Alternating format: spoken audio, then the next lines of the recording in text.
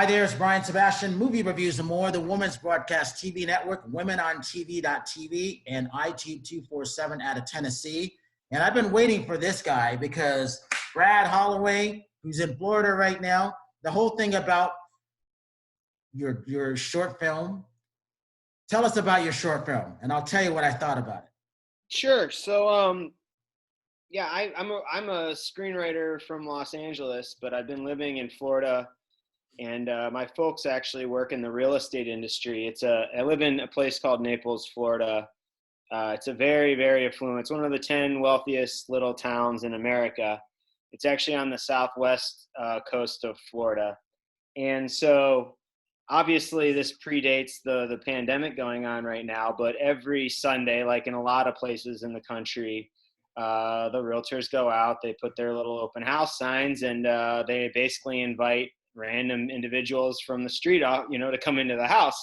Well, you're talking about multi-million-dollar homes that are having open houses, and there started to be some paranoia around town that some people were going to come from Miami. There were in other places open houses that were robbed, and so there was that paranoia sort of developed, and it sort of took on a bit of a racial overtone. So I just thought that was sort of an interesting fodder for potentially for a film. And also the fact that so many people here in Florida have concealed weapons. It's staggering, actually, how many people are walking around with a gun in their pants. So I just thought that was kind of the perfect scenario to create a real one of those films where one thing goes wrong and it sort of compounds, and more and more things because of that, and it just turns into a total mess. So a lot of short films that I had seen, they tackle these sort of political issues, but they do it in a little bit of a heavy-handed manner. It's very dramatic, and they're trying to do stuff that's very intense. And I sort of went the opposite direction with it. I wanted to do something a little less intense, a little more lighthearted. And so this is it's pure entertainment. It's as close as you're going to get to a fun popcorn summery kind of Hollywood movie in the form of a short. At least that's what I was going for. Like, you can be the judge of if I got there. Well, here's the thing on it. It did work. And let me tell you, for someone who's used to picking films for film festivals, whether it was Hollywood Film Festival or Beloit International Film Festival in Wisconsin, Beloit, Wisconsin, or SWIT, Southern Women in Film and TV, this film works. It was brilliantly done. I've got, 5 of my friends in the real estate industry. Absolutely, it works. And the timing for it is still relevant. It's not dated. It works because it's still like that. No matter what, you're still going to have to go in there, and you're still going to have to see the house, even though you can see it on. It's nothing like being in there in person. No, there's some people, they're doing right now. They're doing a lot of virtual tours, but it's not. Very few people are willing to buy a house sight unseen, unless you're just mega money and it's your third house or something. But most people, they need to get in there and see the house, and just the realtors will vet people to certain degrees. Sometimes they'll want to see a letter from the bank or something. You have the funds, but in a lot of instances, the realtors are just kind of taking in, people they don't really know very well. So, I'm not saying that all the paranoia wasn't justified. I think there have been realtors that have been robbed, that have been fortunately killed in these sort of scenarios. So I'm not totally making light of it. But yeah, and then the realtor in the film, she's a little snooty, she's a little condescending, and I see that also with the realtors that sell the high-end property, whether that be here or in Los Angeles. I lived in Los Angeles for 12 years. It's not really that different. It's any sort of salesperson, when they hit a certain price point, it goes to their head. I'll never understand why. I worked at an agency in Hollywood, a UTA. Same thing, you'd think they were making the movies themselves, the egos, these guys. So the fun thing about that, talk about how timely it is, because it is timely, but also talk about the title. How'd you get the title? Open house 1 to 4. Well, it just seemed the obvious thing. That's pretty much the sign that they jam in the yard every Sunday. Is generally they do it at a very set time. And if you watch the film, you'll see that the realtor, when she lets in a certain couple, the sign is missing. And so the sign becomes sort of a big element that some of the twists revolve around. I don't want to give too much away, but she suspects that this couple stole her sign, so that, removed her sign from the front yard so that no one else is going to come in so they can rob her. And that's turns out that's not exactly the case. So. And it's actually funny. Talk about that the award that you won from this, because this is your first time directing, right? Yeah, no, it's been interesting. When beginning the festival circuit, it is very very competitive for shorts. There's more great shorts shown around the world than is feature films, and I know because I was picking a lot of films out, and I was keeping track for years. Since 1992, I've kept track of every single film, TV show that I've seen. I can tell you what I saw a month. I can tell you what I saw on the big screen and on home video. I know it's funny you say, I've been meaning to actually think that'd be a good idea. Go ahead. Sorry, I didn't mean to. Well, I was saying between 700 and 714 was the most I ever saw on home video. Meaning I saw the links or the DVDs, whatever was sent to me, and then I was on the big screen. So I never counted the short films because I didn't think they counted so much. And then 4 years ago, you know what? They count. They're films. They're filmmakers. So I started counting short films at that point, from 1 minute to whatever, 3 hours, believe it or not. Right. There's some I mean, the good shorts, that's a good way to differentiate between a good short and a bad short. Does it have a beginning, a middle, and an end? And does it tell what you feel like is a complete story? This one is only less than 10 minutes. But I do feel you feel like you've seen a full story, whereas some of them feel more like just a scene out of a movie, because a lot of times the filmmakers, they're making the short as a proof of concept to make a feature. So those don't necessarily always feel like you feel like you're just getting a slice of a bigger story.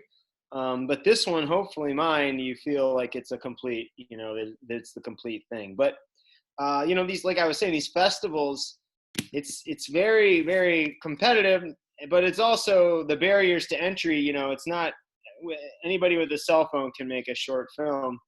The problem is some of these festivals, they're getting 1,500, 2,000 submissions for short films now for the short fiction. At least that's what the film. Here's the thing. That's what they say.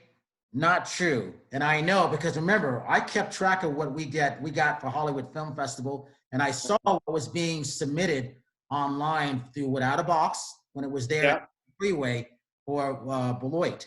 And so we combined our teams. We found good films coming into Beloit International Film Festival in Wisconsin, small town of 36,000, than we did in Hollywood. They like the name Hollywood outside the U.S., but we didn't get a lot of submissions that were. Really? That's so interesting. Huh. Yeah. Here's the other thing, Brad. You'll like this. Yeah. Till this day, there's only been 3 films since I've been keeping track since 1992. And the reason I know since 1992, because in 1991 I watched a lot of movies. I couldn't tell you to this day how many movies I watched. That's why I started keeping track. Last year I saw 1,300 films, down 700. Because remember, I keep track. So any film that's come to me, I know. So when I see films come up on the platforms and stuff, I'm like, oh my God, you can get as many as 3 films a day, up to 25 films a day. That's per film festival. Now, what they will always say, they will always inflate the numbers, say that we got a lot of submissions. I don't find that to be true, because remember, I kept track of watching him for 3 different film festivals, and I knew what was coming through.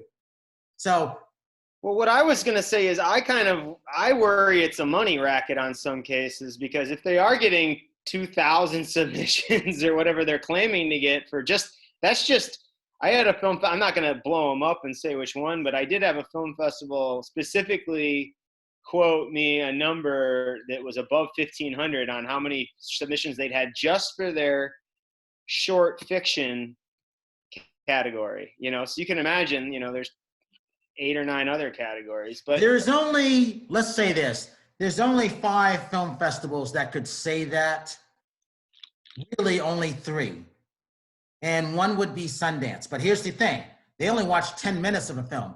I always have watched a complete film except for 3 times ever in my entire life. And that's because I had to go. Right. That's the only reason. Because a lot of times there's been some films, and you may have seen 1 or 2 films like this. You can figure it out the first 15 minutes, but at the end, it redeems itself at the end. Right. It redeems itself at the end, that means it's a good film. Right. So for Yeah, I mean, I think start to finish, it's a great film. I think people will forgive a lot. I think my experience, and this is the same when I was I was lucky enough to sell a lot of screenplays, and be a professional screenwriter for 12 years. And people will forgive a lot about it. If you have a great first 10 pages and a great last 10, your first and your third act, if you can nail those, they'll forgive a lot in the middle. And I think it's the same way for films. If you start it off with a bang and you nail and you land the ending, I think you can get away with some a little bit of sloppiness maybe in the middle. Obviously not a classic, but but no, I absolutely agree. I'm the same way with movies and with books. I have to, once I start it, I finish it, no matter what, even if it's terrible. Well, here's the thing. I will never be that director. I will never direct a film. I'm not interested in that. I'm not interested in being in a film. I'm sure people will want to put me in, but I'm not interested in that. My focus is to find those good films and to showcase them around the world so people can see them. That's my job. There's not a lot of us out there. There's Leonard Maltin, Jesse Maltin.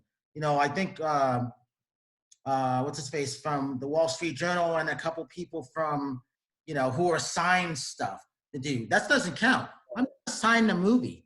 And I found from Kevin Thomas, and you were in Los Angeles, and Kevin Thomas was around from LA Times. He was assigned to go see a movie. No, I thought a film critic had to see every film out there, not just assign the movie and then not see something he wasn't she wasn't assigned to see. That's not fair to that filmmaker, No, I watched everything because you're supposed to watch everything. Yeah. To me, it's guys like you who will be able to identify emerging talent because you do see so much. And it's tough. It's funny because there's never been less barrier to entry, but to me, there's never been a higher barrier to entry because on one level, anybody can go shoot a film with a cell phone or whatever. But on another level, I spent $24,000 making my short, which was a lot of money, for a guy like me, just because writers, it's harder and harder to make a living writing movies. And then you need realistically, another 10 grand to really do the marketing and all the festival submissions and stuff like that. You don't have to do, some people don't do color correction and stuff like that. But to me, it's, if you really want something professional, you got to have the sound is huge. Do you have the budget to do the sound properly? I mean, that's, to me, the sound was a dead giveaway on a lot of the shorts that they aren't professionally made. It really does add up, and it does add up. I know there's this one. I thought it was a guy for the longest time. I kept seeing a guy's name, Latino guy. The films were really good. I'm like, man, this guy is submitting a lot of films, and his films were really good. One day he had 7 films up. The next day he had 5 films up. I'm like, how's this filmmaker making this many films? And then it turned out that it was a company. And I tried to reach out to the guy because whoever he was, and I still don't know to this day, he was making some great international films. And I thought it was a filmmaker for the whole time, and it wasn't. Right. It's interesting. I know some guys that have made 7 or 8 shorts, good ones, but they don't seem to jump up and make their feature. I don't know. It's tough. It's tough to go, like, you can make a short for a reasonable amount of money. I personally, my goal in making the short wasn't to do a proof of concept, but it was to hopefully impress some of the finance people that I know in LA to hopefully give me a shot at, at a feature. But again, I think some people, they get so caught up in the idea that their short will become a feature that they forget to tell a complete story with just their short. So, it's a catch-22, I guess. And I've seen a bunch of those like that, like yours. I can't wait for the next one because I know there's something that follows it, maybe. But, one of those things, Yeah. So I have another short film I've worked on that I'm hopefully I'll get to make at some point. And that one is basically that's more of a drama thriller. But I have written two different features that I'm hoping to get off the ground as well. So um, the other short, if you're curious, it's about. So I've been reading about there's this underground market of serial killer art. So like John Gacy does a piece of art, it sells for $40,000, and there's this underground, very, in my opinion, creepy world of selling serial killer art. And so the short film is about a woman who goes to a gallery, and I won't give away too many of the twists, but they're selling the work of a serial killer, and let's suffice to say she has a personal connection to the killer, and she's not too happy with the gallery owner. So that's sort of what I've got in the cards as far as the short.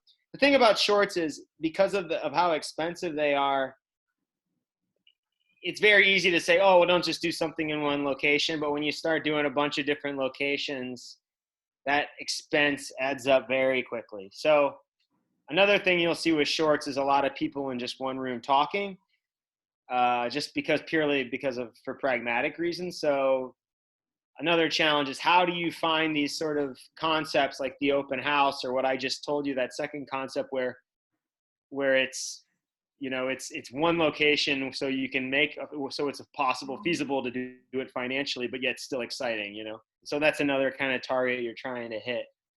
But that one could potentially be a feature at some point, so that could be interesting.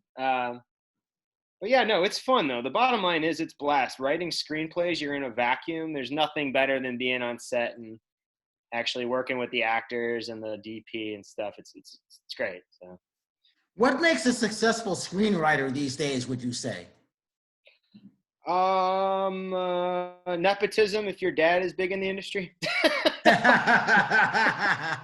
No, look, the bottom line is, it's always going to be, it's tricky, because generally the screenplay that you write that gets you representation and gets you noticed is not something that necessarily gets made. It's something that showcases that you have a very unique voice.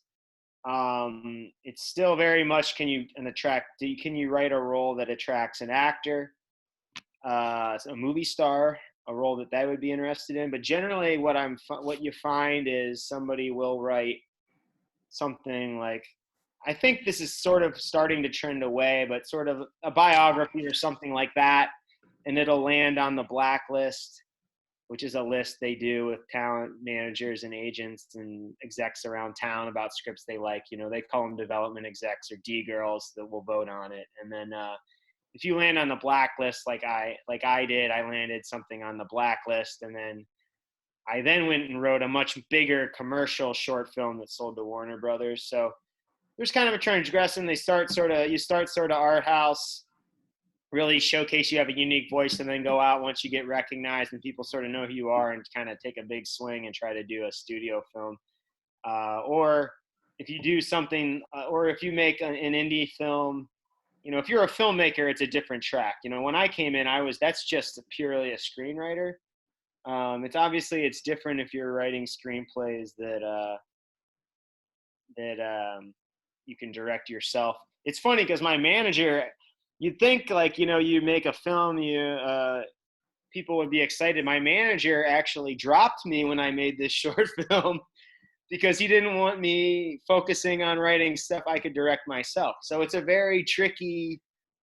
And now I'm talking to a different manager who loves the idea of me directing, but it can be a double-edged sword too. If they've already got you in a particular lane, if you're booking jobs being a writer and you decide, oh, I want to be a director, sometimes people aren't always keen to that idea. So I don't know. There's a lot of ways you can lose, and not many you can win. That's unfortunately the nature of the business. But if you can thread the needle, I don't think there's a more rewarding job out there. So. Can you say what you're writing now, or what are you feeling? Yeah, I mean, I'm writing a crime movie set in Dublin. So I'm a big I'm not actually. Irish people don't like it if you say you're Irish and when you're an American. So, so I'm not going to sit here and say I'm Irish, but you can see the red hair and the beard. So I like Irish culture. I always have, and then I've done some MMA training. I'm into that, so it sort of blends the worlds of MMA and mafia in Dublin. A lot of the fighting culture, a lot of the gyms over there, not like the big MMA gym that Conor McGregor trains at, but a lot of the boxing gyms over there are owned by the mafia. So there's sort of an intersection there, but I think I have a unique angle on it. And because I've done some of that training myself, I can write about it in what I feel is like a pretty authentic way. So yeah, I'm doing something like that. And then I just finished a script, a new draft of a script. I'm hoping about. I worked in a meat packaging factory actually, growing up in Ohio, and I know meat packaging factories are big in the news right now. And probably a location most people would think it would be a horror movie. It's actually a murder mystery about a USDA inspector who goes missing at the plant. And this young kid has knocked up his girlfriend, and he's back in his little hometown, and he sort of takes it on himself to investigate what happened to this missing USDA inspector. So it's a murder mystery set in a blue-collar meat packaging factory. So I haven't really seen something like that. So I'm still writing these sort of John Huston, sort of male-driven movies, and I don't know if that's really what Hollywood wants these days. It seems to be more, and I'm not saying there's anything wrong with this, but it seems to be more like the female-driven stuff seems to be working a lot more, like sort of, I think they like concepts they've done before, but like, okay, now it's maybe it's a female cast or something. Well, everything is fair game, especially now. And I can't recall one being done in a meat packing, so that would be good. Yeah, there's nothing to me write about what you know as long as it isn't boring. Like. Well, and since you work there, that would be very. That's the thing is I work there, and it's essentially almost like a prison. Imagine a prison movie where a new inmate is investigating a guard that goes missing inside the jail, something like that. Well, because the environment is very similar to a prison, but instead of being locked up because you committed a crime, you're locked up because you're poor, basically. So that's really, and you're in. It's very backbreaking work. The conditions are not nice. Being around all those animals dying is very. It's kind of messes with your head. So the character, while he's doing this investigation, he's working the night shift. His life is going down the tube. So it's not that he's going crazy, but he's definitely fraying on the edges of his mental state also. So I don't know. I think it could be a very cool setting for a story. It would be. I could see that. It sounds like, to me, it sounds like a Warner Brothers film, a major film, believe it or not. I mean, you never know. You write them. I write it as a film that's more independent. Like, it could be done, I guess, probably for $4 or $5 million. But it could also, there's a version that's $4 or $5 million, and then there's a version where it's a $30 million, $40 million movie, and it's one of these movies, that stars Ben Affleck or something like that, or right. There's that version of it too. I mean, obviously, because it's so personal to me, if there was some way I could direct it, that would be great. Just because I worked in I don't think there's many Hollywood directors that have worked in a meat packaging factory. Just gonna go out on a limb here. So to me, if there's something that I could really bring a lot to it.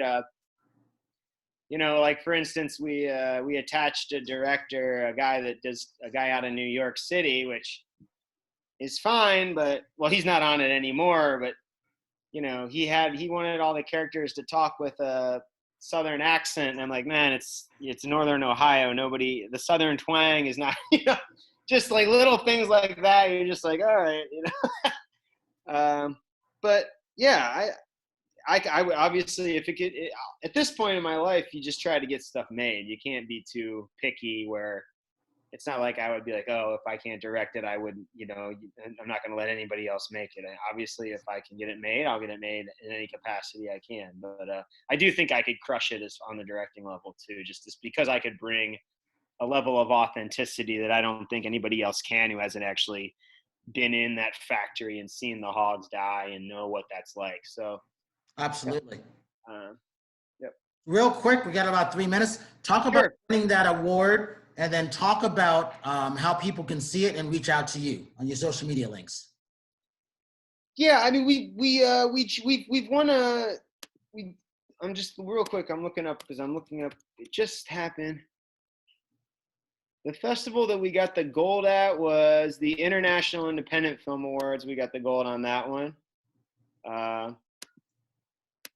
Sorry, are you still there? Yeah, I'm still here. Yep. Sorry, am I still on the screen? I accidentally. No, I'm still here. Oh, okay. Sorry about that. That's all right. Yeah, so we got the gold in that one, but they basically not all the festivals, but some of them are getting pushed. That one they had to cancel the actual screenings, but I guess they awarded me the gold prize, so that was nice. That's the first one that I've won. I mean, I'm out to like 35 festivals. But you can watch it if you go on Amazon and you go Brad Holloway Open House 1 to 4. You can watch it on there. There's something called Shorts TV that's licensing the short to film so that's kind of nice. It's not a lot of money, but hey, it's always nice to get paid. So there, yeah, it'll be appearing on Shorts TV, and we're looking at some other options also. But yeah, the best way to do it is Amazon. I believe if you have Amazon Prime, it's free. So yeah, Brad Holloway Open House 1 to 4. Check it out. Hey, Brad, I want to thank you for connecting. Yeah, thanks for having me on, and Thank you for it really is a good film. It was enjoyable to see it, and my hat goes off to you, especially directing it, because I wouldn't have never have known that. I just thought it was a good film, and I look forward to seeing more from that. So I want to thank you for that, and congratulations on your win, because you never know how many you beat out, but I can tell you how many people you would probably have beaten out. It's a great number. Okay, well, appreciate that, man, and thanks for watching so many movies. It's guys like you that keep Hey, I'm a movie whore, so you know, there's not a lot of us that do this. I mean, who else do I know that does this? I don't know anybody else personally. No, yeah, no, and that's I've awesome. not been able to find it. I mean, that's not good if I'm the only one. That's not good. It's just well, as long as your significant other likes movies too, then you'll be okay. Oh yeah, they're all floating out there. Yeah, they're floating out there. Yeah. All right, Brad, I want to thank you for your time and everything like that. And again, thanks so much for having me. Great film. Go to Amazon Prime and check it out. All right, perfect. Thanks, man. For Movie Reviews and More, and for Brad Holloway, we will see you next week.